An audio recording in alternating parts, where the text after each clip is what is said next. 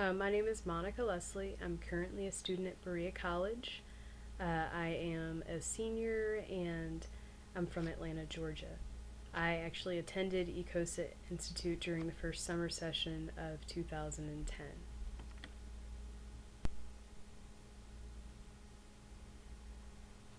One of our projects that we had to do during the summer session was that we had to design a sustainable village model for villagers in the village of Duayee, which is located in Nimba County in Liberia. We sort of toyed around with what this meant, and there had been work done previously to design a school and a vocational school, so what we decided to do was work on an educational curriculum for the vocational school that emphasized reskilling and teaching the villagers skills that they could need to build their workforce. Three goals of that project that we really wanted to put an emphasis on was making sure that the resource management of any of the cottage industries or businesses or investors that came into the area paid attention to some of the ecological sensitivities. There's a lot of rainforest within that particular biome and a lot of resources that the villagers don't even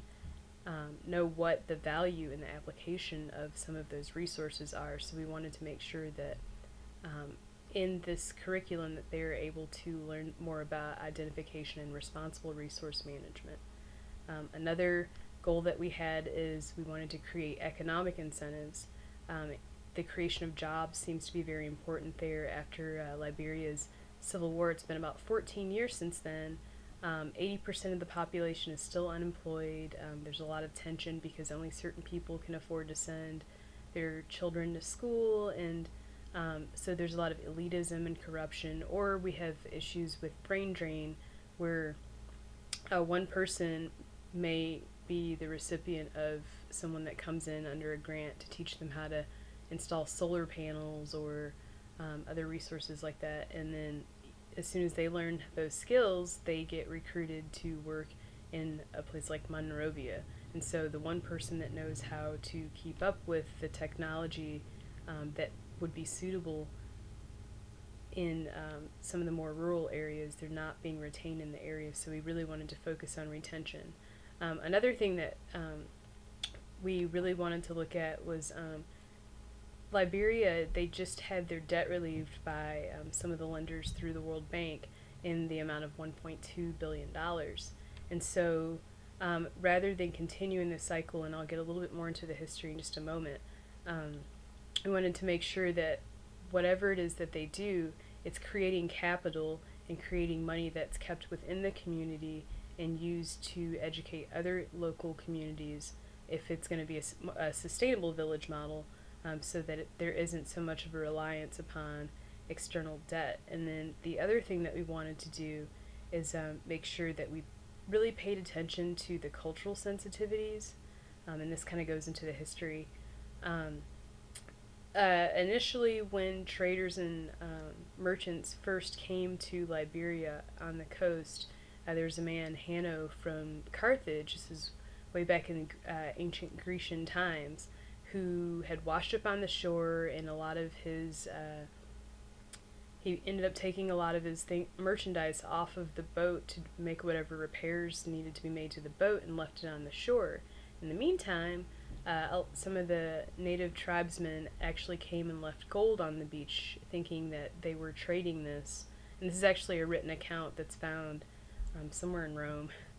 that talks about how the natives actually left gold, and when the merchants realized that the natives wanted to trade, they thought it was a pretty fair price for what they were getting, and so they left. But what happened is, as this trend repeated and more civilizations started coming in, particularly the Portuguese, Dutch, and so on, the trade became a lot more inequitable because I think that the merchants began to realize that the natives didn't know the applications of what some of the things they were used for. So gold, was a resource. There are a lot of minerals in that area that are a huge resource around the rest of the world, but because those cultures weren't using it, it was easy to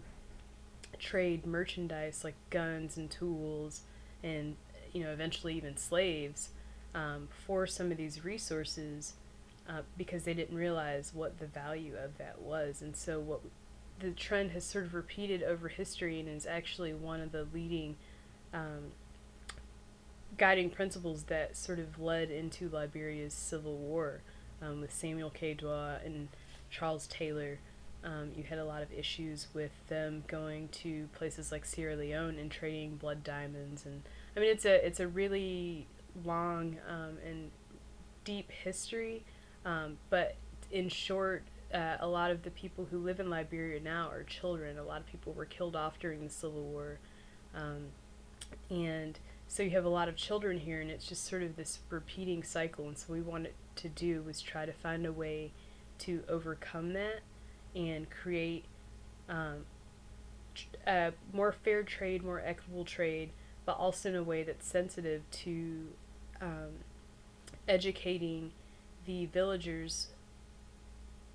while still being mindful of some of the things that they've gone through. So we know that security issues and there's a lot of tension and hostility because of corruption. So we wanted to try to find a way to create an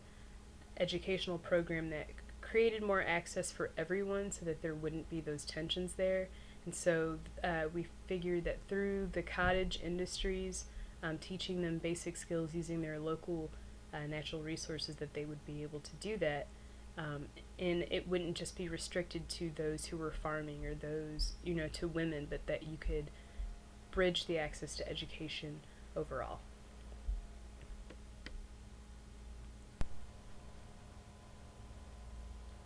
One of the things that we looked at was making sure, particularly for the economic program,